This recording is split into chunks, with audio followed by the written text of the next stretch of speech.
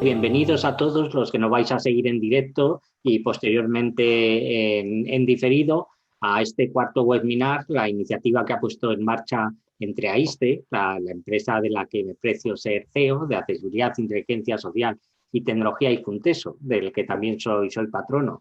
En esta época estamos oyendo continuamente que entramos en una época de reconstrucción económica, social, digital, y de todo tipo, aprovechándonos digamos, tomando como línea de inicio el final de lo que ha supuesto la pandemia, lo que esperemos que sea el final, ¿no?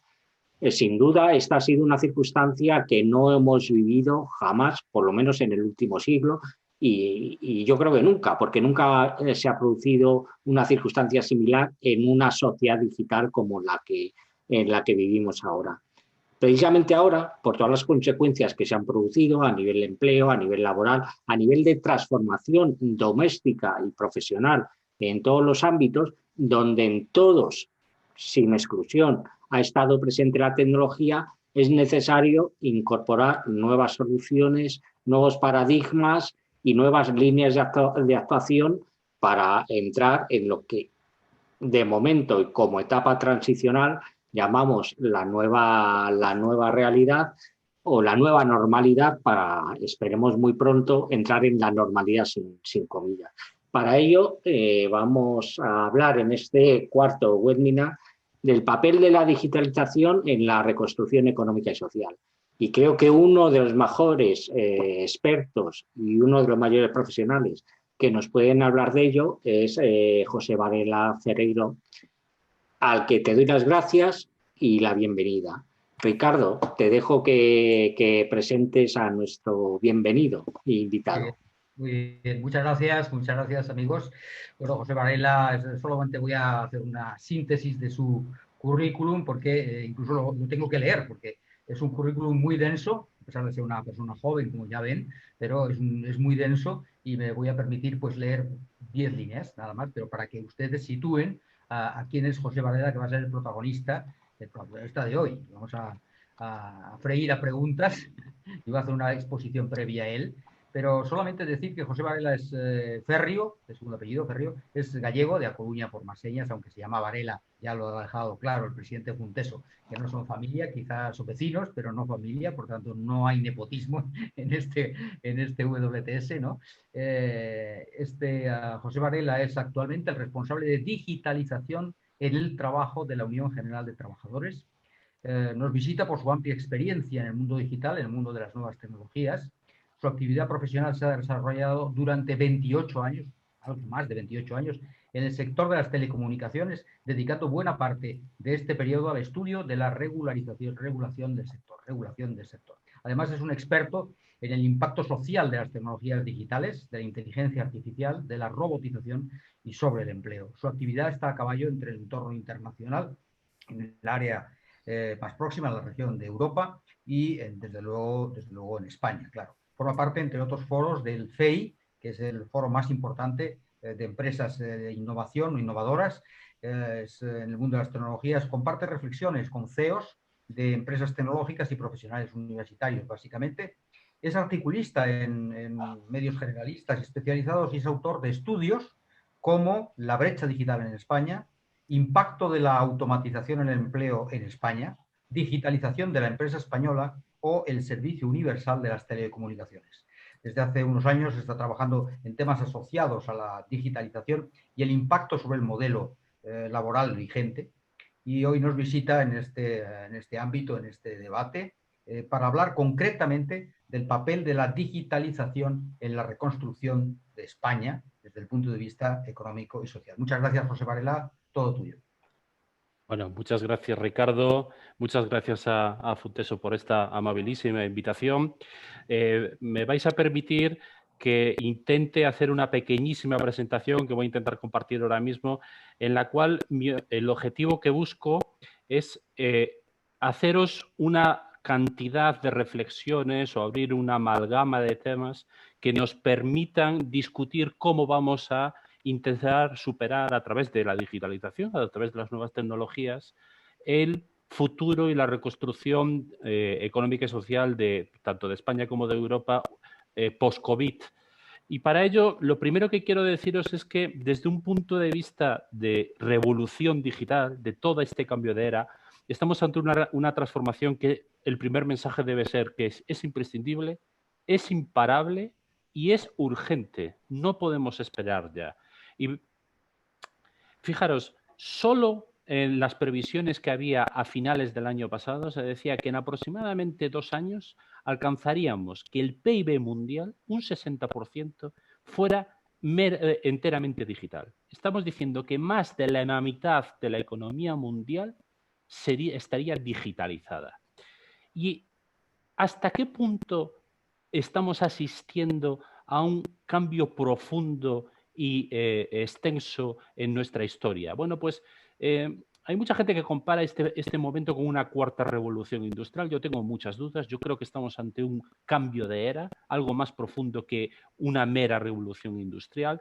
Fijaros que simplemente desde un punto de vista de productividad estaríamos hablando que solo la inteligencia artificial, y dejo fuera a la automatización de procesos, al blockchain, a la impresión 3D, a los drones, a un montón de tecnologías, solo con la inteligencia artificial, estaríamos hablando de multiplicar por 4 la productividad que generó la máquina de vapor. En resumen, lo que tenemos ante nosotros es un cambio profundísimo en escala, es internacional, nada va a quedar fuera de la digitalización, en ritmo acelerado. Cualquiera de vosotros sabe que hace 10 años no sabíamos ni lo que es el WhatsApp, hoy no podemos vivir sin él. Internet ya no está en nuestras vidas, sino que es una parte íntegra y prácticamente imprescindible, y mucho más lo hemos comprobado en época de confinamiento.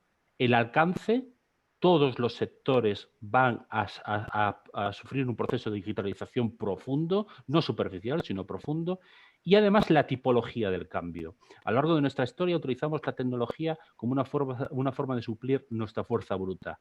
Ahora no, ahora estamos cambiando la capacidad de razonar y de pensar. Sustituimos pensamiento y capacidades inteligentes, no solo un tractor que sustituía a un montón de obreros.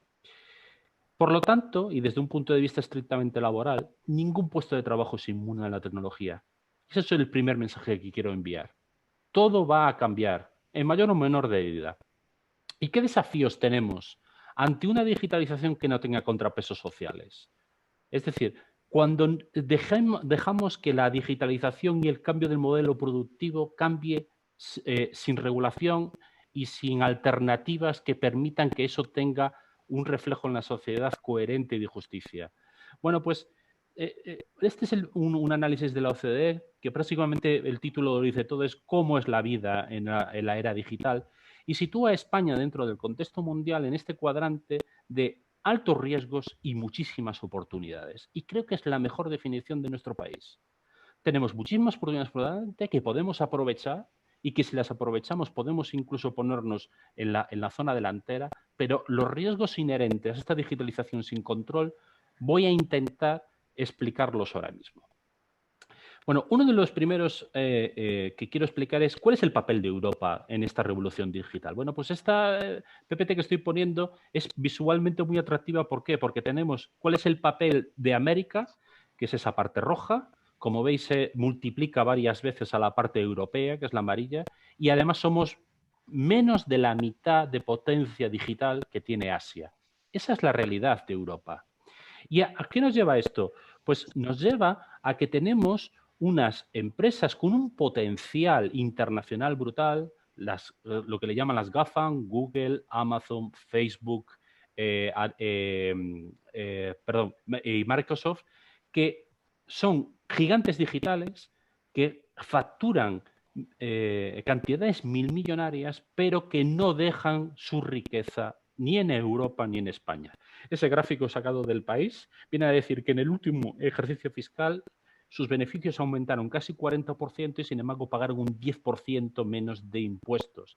Si ya son pocos, estamos hablando de un ratio de un impuesto de sociedades de un 2%, imaginemos si cada vez van ganando más peso y más poder en nuestra política? Por lo tanto, estamos hablando de un montón de preguntas que quiero dejar encima de la mesa. ¿Competitividad? ¿Somos competitivos? ¿Nuestro país y Europa es competitiva en el mundo? Evidentemente no lo es. ¿Qué reparto de la riqueza se hace si se queda en muy pocas manos y encima fuera de nuestro entorno? ¿Cuáles son los equilibrios geoestratégicos de una Europa con cada vez menos peso e influencia en el mundo económico? ¿Dónde está la soberanía digital de Europa? Otra parte es la del teletrabajo. ¿Cómo vamos a analizar el teletrabajo post-pandemia? Y yo siempre hablo de este trabajo que hemos presentado hoy mismo ante la prensa, pero también me retrotraigo a febrero, sí, la verdad es que no lo hice a propósito, pero parece que sí, donde publicaba este artículo en el 5 días donde decía ¿por qué ha fracasado el teletrabajo en España? Bueno, pues si queréis podemos debatir por qué puede volver a fracasar, porque igual estamos haciendo un análisis del teletrabajo en un contexto de confinamiento que no es exactamente el que deberíamos hacer. Luego, ¿cómo va a impactar en la automatización? Ya sea por robots o ya sea por software. ¿Cómo va a impactar? Bueno, pues este estudio que hicimos hace aproximadamente año y medio no es de fuentes propias. Lo único que hicimos es coger a los estudios más importantes del mundo, analizamos más de 110, y cogiendo su metodología científica, no estamos hablando de nada, ¿vale? Científica, ¿cuántos millones de empleos iban a perder en España según la metodología de cada uno de ellos? Bueno, pues solo me voy a quedar con el de la Comisión Europea. Transponer la metodología de la Comisión Europea supone que de aquí a 2030, es decir, en una década, vamos a perder 6 millones de empleos. Y eso es un cataclismo económico que tenemos que empezar a afrontar, porque no es inevitable.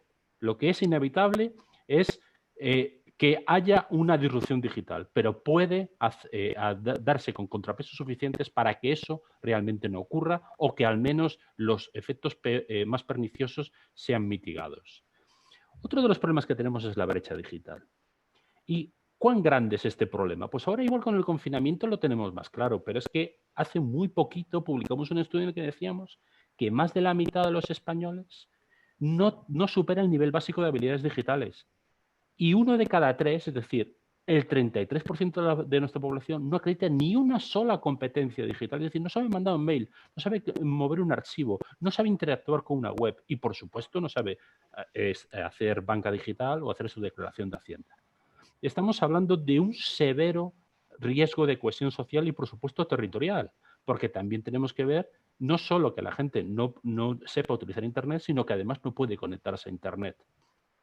En resumen, lo que tenemos es una lacra desde un punto de vista social, pero también laboral, porque pensemos en un futuro laboral en donde estas competencias digitales no solo sean necesarias, sino que son imprescindibles. Y si un 75% de los españoles no sabe utilizar una hoja de cálculo, va a ser muy difícil que encuentre empleo dentro de 10 años sin esas dotes.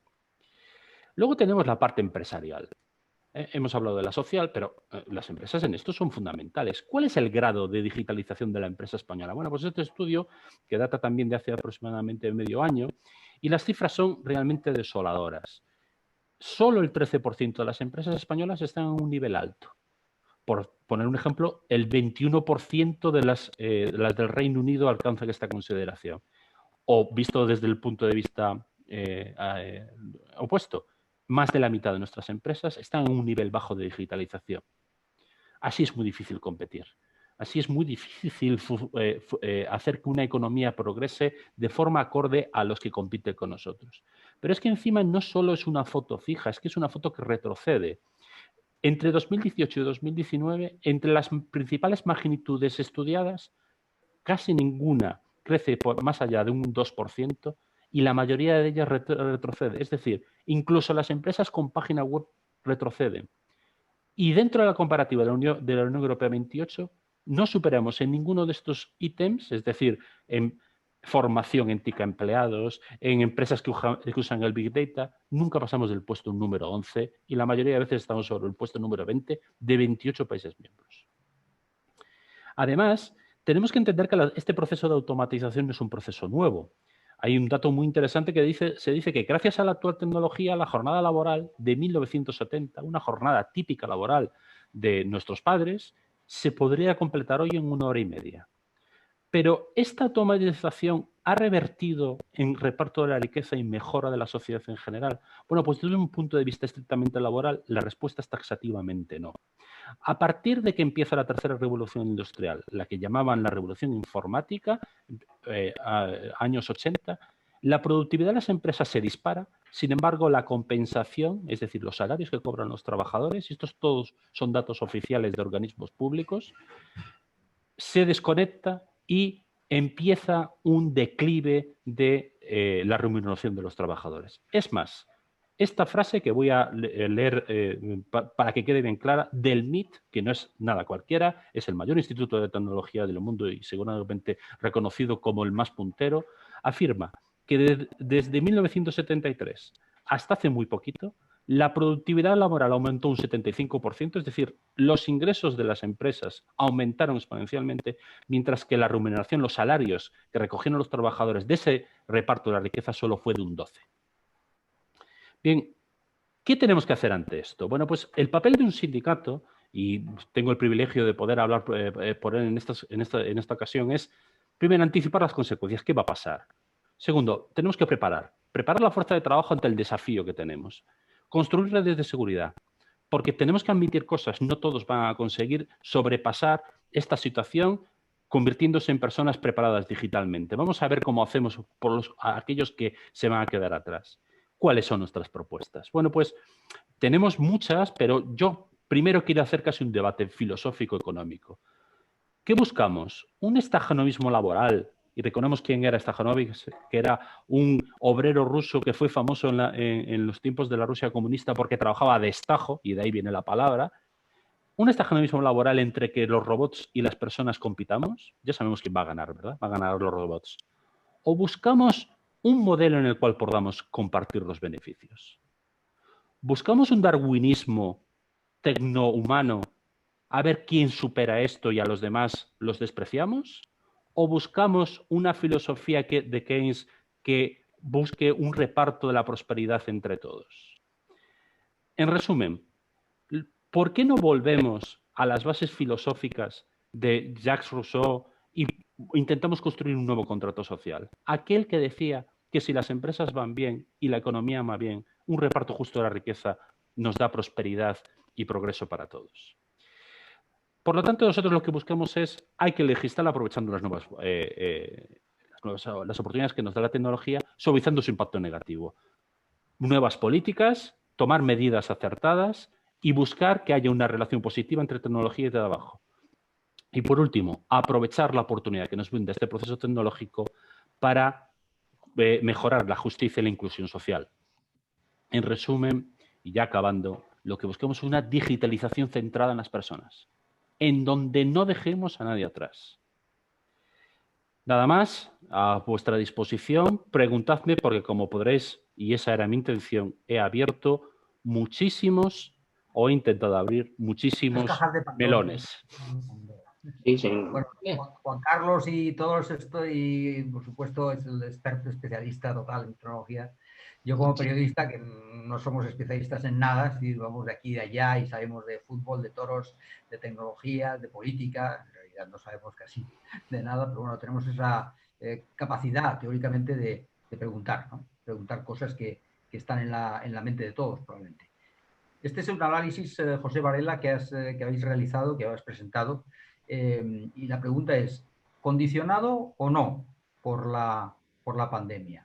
¿Condicionado o no por el nuevo escenario que se abre, tan incierto y que, por otra parte, definir los parámetros del nuevo escenario es dificilísimo?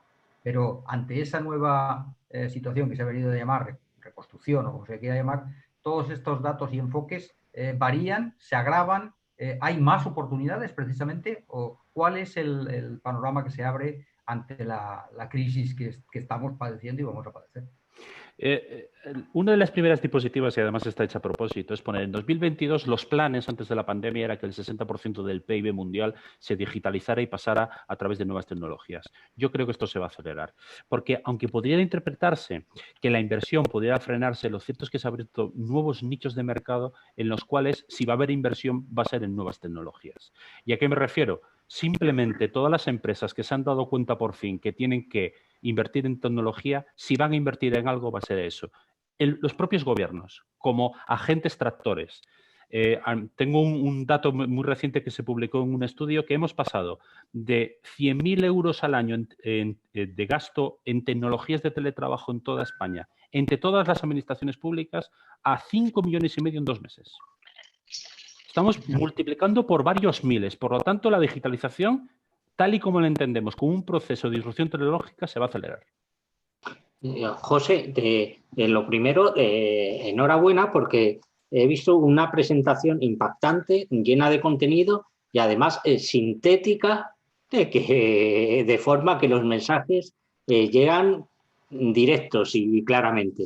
Gracias. Además, has usado unas diapositivas como debe usarse normalmente, con poco contenido en texto para que se pueda leer bien, las letras grandes, que a ti a lo mejor, o a nosotros, no nos resulta demasiado importante, pero a Celia o Enrique, compañeros del patronato, por ejemplo, es fundamental.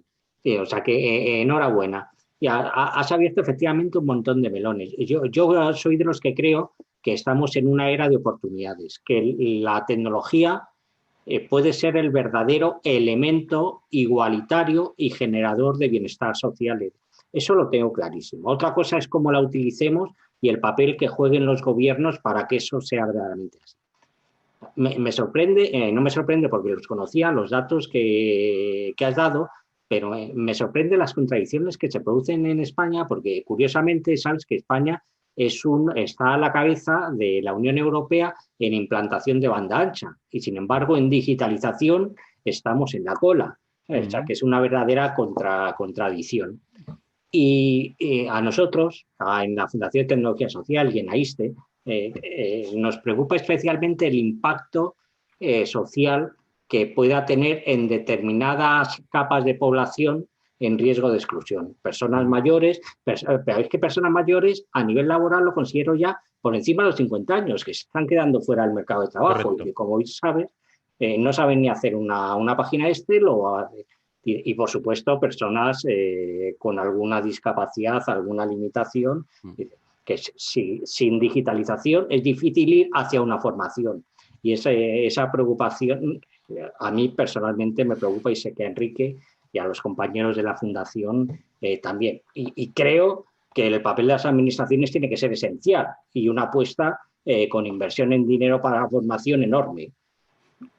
Sí, mira, una de las contradicciones que acabas de comentar sobre la brecha digital y la fibra óptica es, yo la denominé brecha digital en el país de la fibra óptica. Posiblemente somos sin ninguna duda somos el tercer país en Europa en fibra óptica, tanto por número de usuarios como por kilómetros, pero es que además somos el tercer país de Europa en patentes de inteligencia artificial. O sea, tenemos todos los mimbres, tenemos conocimiento, tenemos infraestructuras, pero lo que no tenemos es liderazgo político. ¿Y a qué me refiero? Yo creo que todo el mundo sabe, podría saber una dimensión si era mayor o menor, que había una brecha digital silente. Es decir, sabíamos que había hijos de amigos que conocíamos que no tenían tablet o que no sabían usarla, compañeros de trabajo que cuando le decías que metieran algo en el ordenador no lo querían hacer. A veces ibas a un restaurante y te encontrabas a un camarero que te atendía con una tablet e ibas a otro enfrente y te dabas cuenta que todavía estaba registrando todo el lápiz.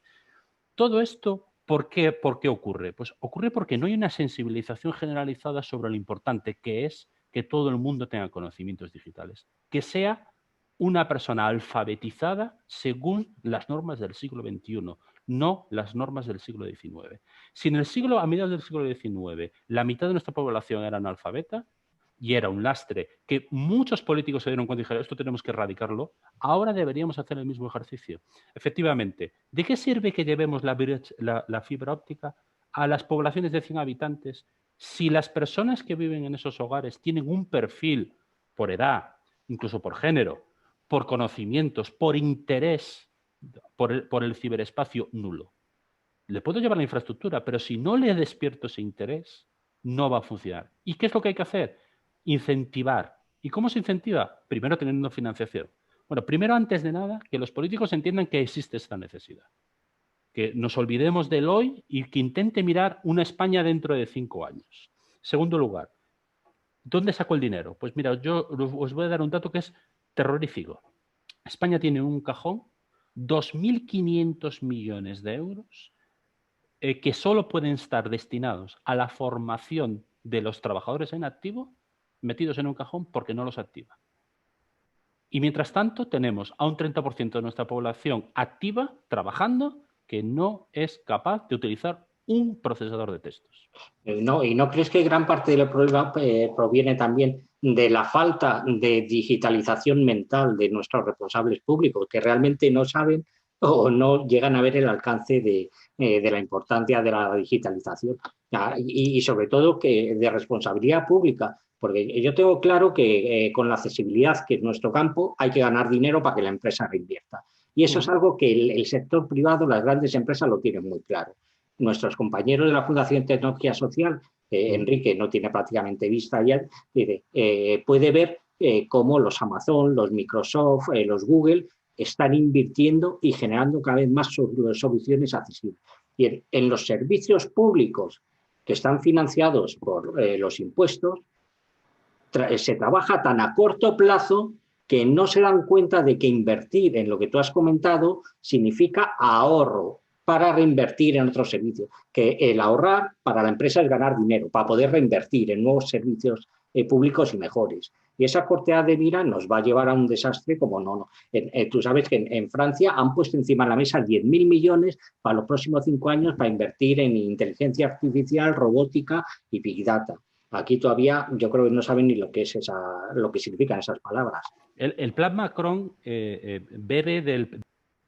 Es decir, uno de los factores por el cual tú pagas es cómo reviertes a la sociedad. Puedes hacerlo a través de impuestos, a través de salarios y a través de cotizaciones, ¿no? Si solo pagas impuestos porque no tienes empleados y usas la tecnología, bueno, pues tendré que equilibrar esa balanza.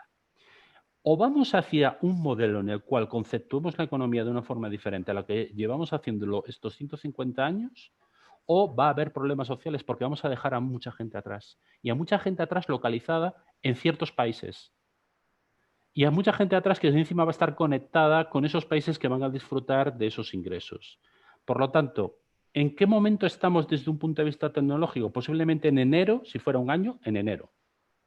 Desde un punto de vista social ni hemos empezado, porque creo que sinceramente que no nos damos cuenta de cómo la gente está percibiendo que la tecnología está invadiendo una parte esencial de su forma de entender el mundo. Lo que nos dice la historia, y si nos valen los antecedentes, es que a lo largo de todas las disrupciones tecnológicas, al final del camino, en N años, sean 10, 15, 20, 50, la prosperidad se ha instalado en la sociedad. Hemos mejorado como humanidad después de la discontinuidad tecnológica anterior. Ahora bien, el problema es la transición, lo que pasa en el medio.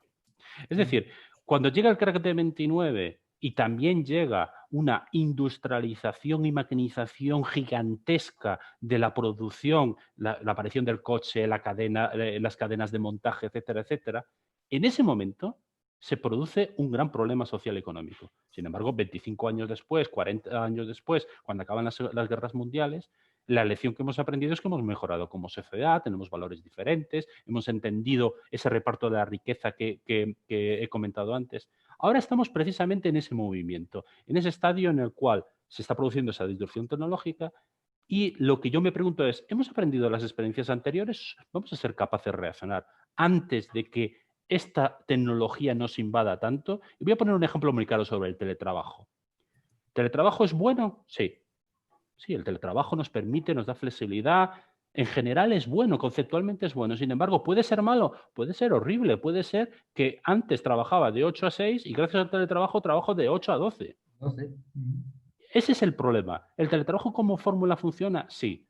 ¿Nos viene bien que haya empresas innovadoras como Google que nos den valor añadido? ¿Que nos den nuevas soluciones que ni habíamos imaginado? Por supuesto, pero no a cambio de mi privacidad y que sepa lo que voy a hacer dentro de 10 minutos. No a cambio de que sepa que estoy aquí conectado, que ya ayer lo sabía, que voy a acabar sobre cierta hora porque la duración media de los webinars es esta. Ese es el problema. ¿Cómo son los contrapesos reguladores, legislativos, laborales, económicos? Esa es la clave. José, a nosotros nos preocupa, como bien sabes, mucho la accesibilidad digital a los productos, servicios y entornos, porque es cierto que hay muchísimos millones de personas y esto ya no es llorar sobre lo que siempre se dice, sino hablar Sí, sobre sí. una realidad. ¿Y no crees que precisamente por la situación de crisis económica y de reestructuración económica que van a tener que acometer los países y sus economías puede ser una verdadera oportunidad para una introducción masiva de accesibilidad a los productos, servicios y entornos? Más que nada porque los países están cada vez más endeudados. Países de la franja latina todavía más, como es el nuestro. Entonces van a tener que invertir y buscar soluciones. ¿Y cómo? Generando productos, servicios y entornos que les ahorren costes y les permitan eliminar dinero que destinaban a servicios personales, presenciales o de otra forma. Esta circunstancia, que no deja de ser dramática, pero a la larga, como tú bien dices, puede ser la verdadera oportunidad de la irrupción de la accesibilidad en los productos, servicios y entornos y que favorezcan la vida, por un lado, al ciudadano, sobre todo a aquellos que tienen esa necesidad, pero además una oportunidad para el sector privado para invertir en ofrecer esos servicios a las administraciones públicas con esos criterios de accesibilidad y usabilidad. Es que las nuevas tecnologías lo que nos están permitiendo son cosas inimaginables para las personas con habilidades especiales. Inimaginables. Soluciones tecnológicas que nos hacen pensar en gente que no podía andar y se pone un exoesqueleto, en gente que solo puede mover los ojos y un ordenador es capaz ya de escribir lo que quiere hacer a través de movimientos de ojos.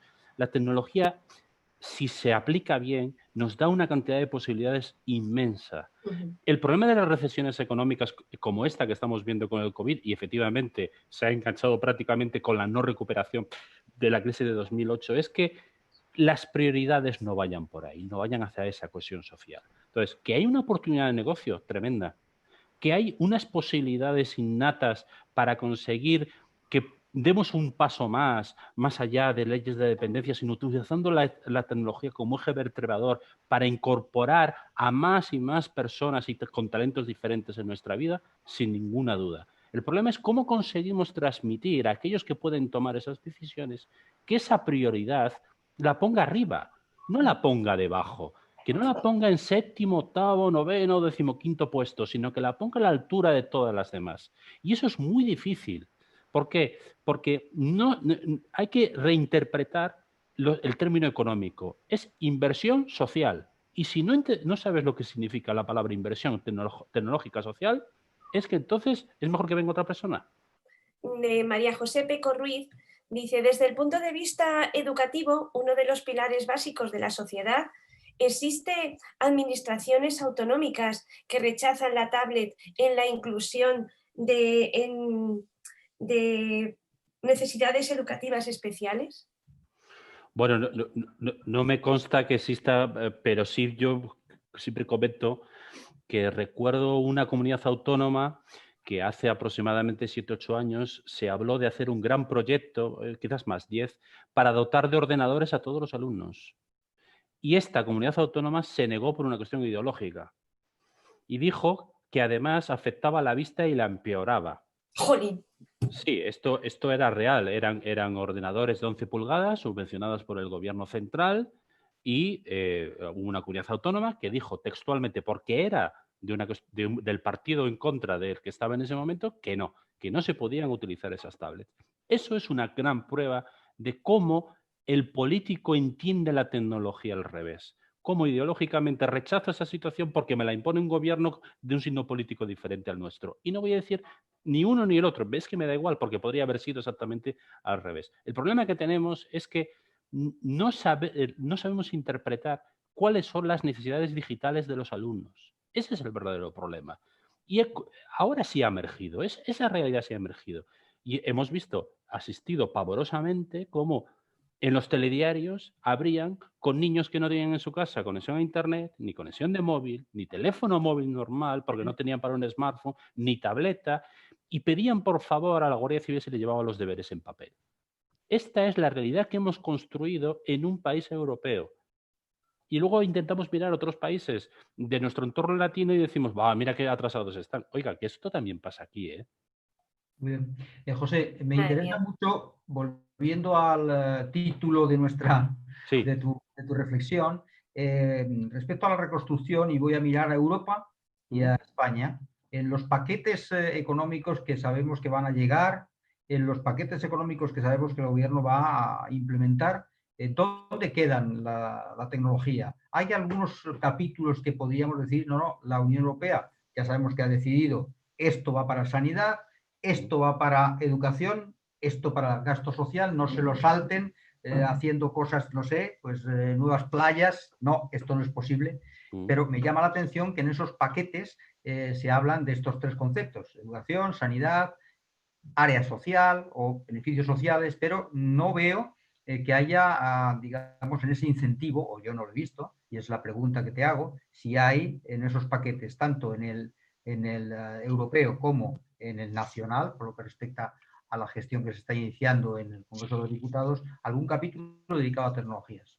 Pues sí puedo decir que de la anterior Comisión Europea esta he percibido un cambio muy profundo en cómo en cómo su postura hacia la tecnología. Y es muy de, primero, recuperar soberanía, es decir, esto no puede seguir, que tengamos a todos los grandes gigantes tecnológicos fuera de Europa. De hecho, el proyecto Gaia X, que básicamente lo que dice es, nosotros también vamos a tener core computing europeo y esto va a ir a través de Big Data y van a caer escalonadamente.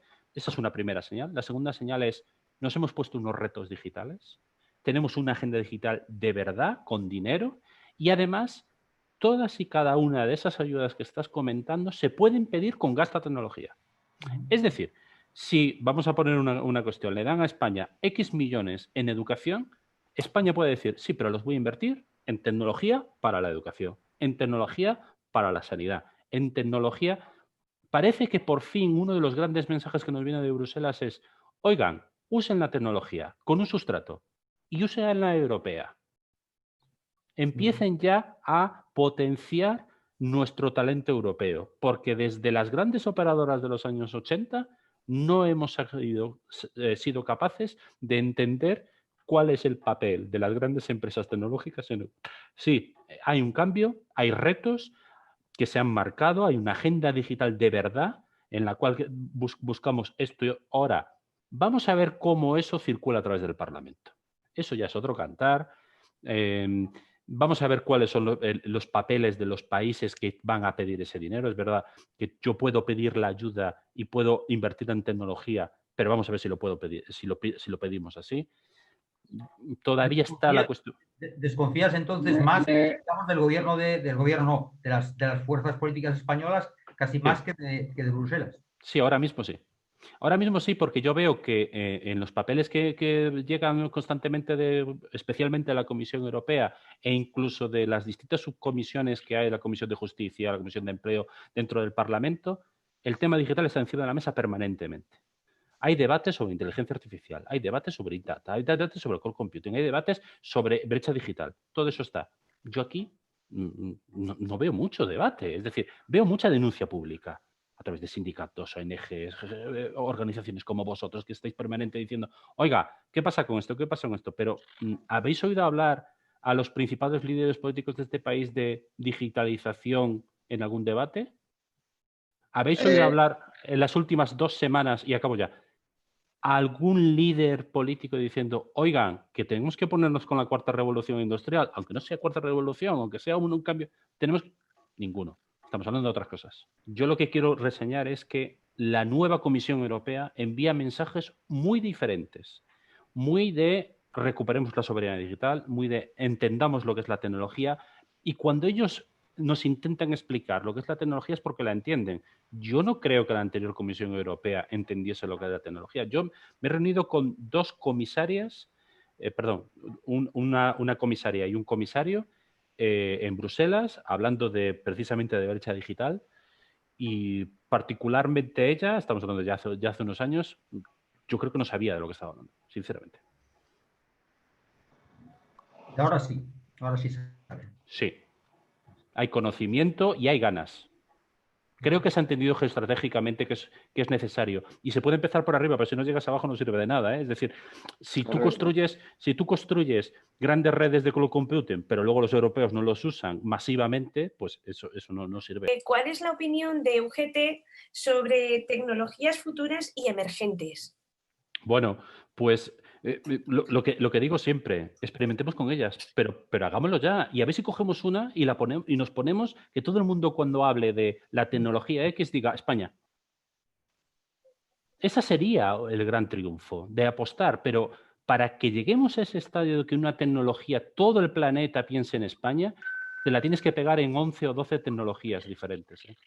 Y eso es algo que va con nuestro carácter, el miedo al fracaso, oye, es que esto ha salido mal, hemos perdido el dinero, ¿no? Es que no queda otra forma. Cuando uno ve cómo se reinventan los americanos o cómo experimentan los chinos, con todas las salvedades que tienen de otras cosas que jamás les compraría, tenemos que entenderla. Hay que innovar, estar constantemente probando, porque si no lo hacemos, al final no descubres. Mira, el mayor progreso de la tecnología móvil en el mundo, que fue a finales de los 90, que se llamó la segunda generación, el famoso GSM, hay muy poca gente que lo sabe, pero es español. Y un buen día decidimos que el GSM no valía, que había que ir a otra, y inmediatamente aparecieron los americanos y los chinos, y perdimos todo el dominio tecnológico sobre la tecnología móvil. ¿Y hay algún ejemplo, José, que tú veas que se podía seguir, ya que los españoles sí tenemos mucha creatividad, pero poca organización, ¿no?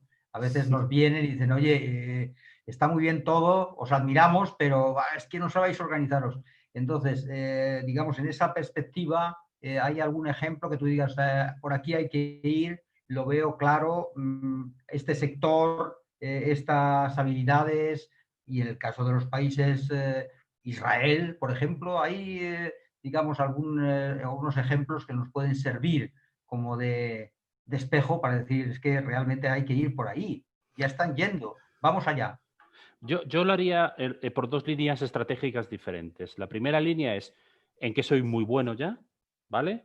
Y cómo voy a conseguir digitalizar eso en lo que soy muy bueno, porque si no lo va a hacer antes que yo, y lo digo clarísimamente, somos una potencia en turismo, aprovechémoslo. Somos muy buenos en construcción, tenemos grandes empresas de construcción que ganan contratos en todo el mundo, sin embargo, el sector de la construcción es el menos digitalizado del país. Y eso es preocupante, porque cuando llegue un competidor de otra parte del mundo y sepa dar con la tecla, nos quitará el mercado. Y luego iré a aquello que no tenemos, que es tejido industrial.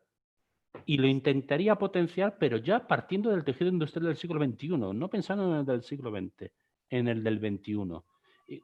Que quiero hacer experimentos con inteligencia artificial, con blockchain, lo que queramos, pero hay que empezar desde cero. Y es algo que yo creo que todo el mundo teme. Todo el mundo teme. Yo diría por ahí, dos líneas estratégicas de ese tipo. Muy bien, muy bien. ¿Y ves algún ejemplo ahora mismo que digas, yo me quedaría con, no sé si dar nombres, ¿no? Pero algún ejemplo en el cual tú dirías, mira, en este tema concreto España lo está haciendo bien. Hemos hablado de fibra, ese récord que tenemos, esa posición preeminente. Ha mencionado, por ejemplo, Galileo, presidente de Funteso, y hay que decir que Galileo está gobernado por una empresa española, como bien sabe él, con la cual ha colaborado, que es GMV, y que está en el liderazgo mundial, tenemos esa suerte. Correcto. Tenemos ahí, en el mundo de los satélites, tenemos ese liderazgo. Entonces hay algunos otros, digamos, puntos en los cuales digas, pero bueno, si ya está eso en marcha, hagámoslo mejor. Mira, esos puntos, esos liderazgos. Yo voy a poner un ejemplo, ¿vale? Yo creo que todo el mundo tiene en su retina los famosos robots de Amazon dentro de sus fábricas, que son como unos robots que llevan un montón de pilas encima de cosas. Bueno, pues España, y hay una empresa en Burgos que se llama Asti Robotics, los fabrica mogollón y los vende en todo el mundo y posiblemente sean técnicamente, si no los mejores, de los mejores del mundo. Y estoy hablando de una persona que ve de repente cómo eso sale, que es su presidenta, y decide que va a apostar por ello, innova, inventa, yerra muchas veces por el camino y ahora puede presumir de que ha multiplicado no sé cuántas veces su planta y de que tiene una facturación impresionante. Pero claro, seguramente mucho más sola de la que ella y su empresa hubiese querido. Y desde luego GMV es otro claro ejemplo en un sector que, aunque no podemos decir que el sector aeroespacial en general en España estuviera vacío porque algo había, es cierto que no es clásico, no es un sector clásico español. ¿Vale? Por ejemplo, yo podría decir el automóvil, pero es que el automóvil realmente en lo que somos potencia no es en industria de creación de automóviles, sino en industria auxiliar de automóvil.